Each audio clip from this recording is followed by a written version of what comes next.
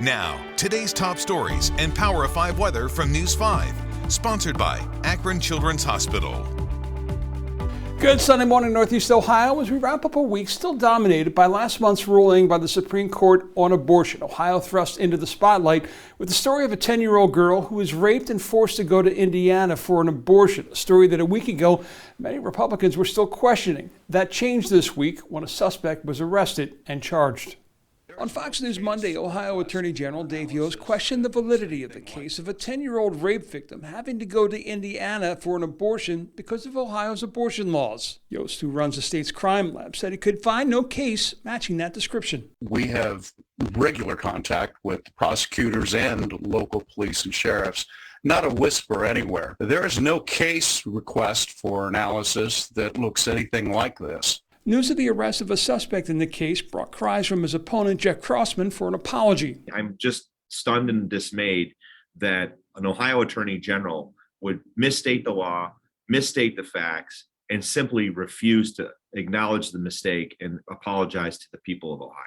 News 5 reached out to Yost Thursday to clarify questions around the law, but did not hear back. On Wednesday, News 5 investigator Scott Knoll asked him about an apology. Apologize for what? Questioning a newspaper story? Remember, on Monday night, we didn't know that the girl even existed. Yost wasn't alone. Governor Mike DeWine and Congressman Jim Jordan also being called out for their comments. News 5 political analyst Dr. Tom Sutton says it is a stance that won't likely hurt them with their own supporters in November, but you'll see used in ads to motivate their opponents. That is the kind of story that people don't forget. Regardless of the details and the circumstances, it does have political fallout potential, but it's about possibly raising the turnout of your opponent's supporters rather than hurting the supporters that you already have. Turnout, he says, being the operative word. In a midterm in Ohio, it runs only about 40 to 45%. That leaves a lot of room for that turnout to increase. And it's issues like this that typically see an uptick in voters. Issues like this and issues like the economy, which will drive voters to the polls for differing reasons. All right, let's switch gears. 6 years ago tonight, July 17th, 2016, it was also a Sunday, and every hotel room in downtown Cleveland was filled because it was the night before the start of the Republican National Convention. This morning, we want to take a trip back into the video vault and take a look at how we welcomed those thousands of visitors. At Avoynovich Park, they gathered with a sunset so spectacular, even the Florida delegation stopped to shoot it. Is this Lake Erie? Right. Lake Erie. Okay, I got it right. So it's the same as Key West, right? Yeah, almost, almost. They were among the several thousand delegates, guests, and media from around the country and world, many seeing Cleveland for the first time. Well, we heard Rust Belt, so I wasn't expecting it to be this pretty. Yes, the city presented well, leaving these delegates from the West Coast impressed with the North Coast. Do you have any preconceived ideas of what Cleveland would look like and how to, Oh, big industrial factories and smokestacks. I'm from Los Angeles. Anything east of San Bernardino is industrial. This is beautiful. What a town.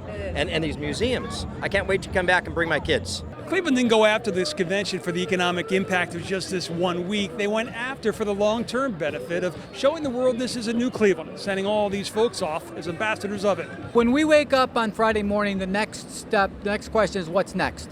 We need to look at how do we leverage this, what connections have been made, what have we done to further, market the persona of Cleveland and the progress of Cleveland. And here's the beauty of time and television, because 6 years later, we now know the answer, because the RNC allowed Cleveland to showcase $4 billion in economic investments downtown that started with Gateway and expanded to a new convention center and the addition of tons of new hotel rooms. The fact that Cleveland pulled off the RNC without incident is what then set the stage for the 2019 MLB All-Star Game, the 2021 NFL Draft, and this year's NBA All-Star Game. And as Cleveland's convention and visitors industry continues to outpace the national post-pandemic growth rate, they have their eye on their next big year, 2024. That's when we will see the return of the Women's Final Four and the Pan American Masters Games, but also the ASAE Convention. One you most likely never heard of, but a gathering that is really one of the biggest gets in the industry because it is a convention of convention planners.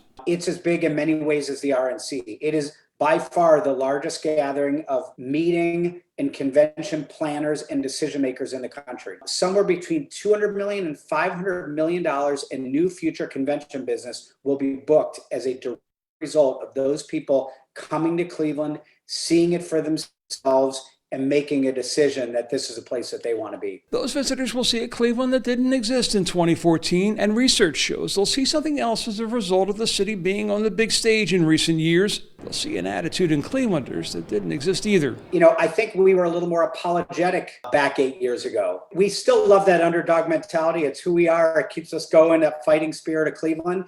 But there's no apologizing for it. There's no apologizing for who we are in any way, shape, or form. And we think that that really shines through. A gift that keeps on giving. With Democracy 2022, I'm John Kasich. Enjoy your Sunday.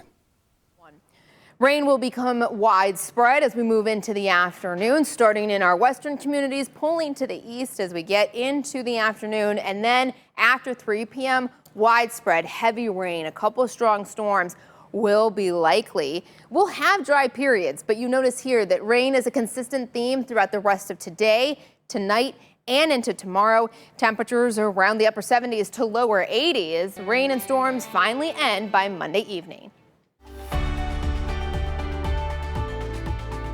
Sponsored by Akron Children's Hospital.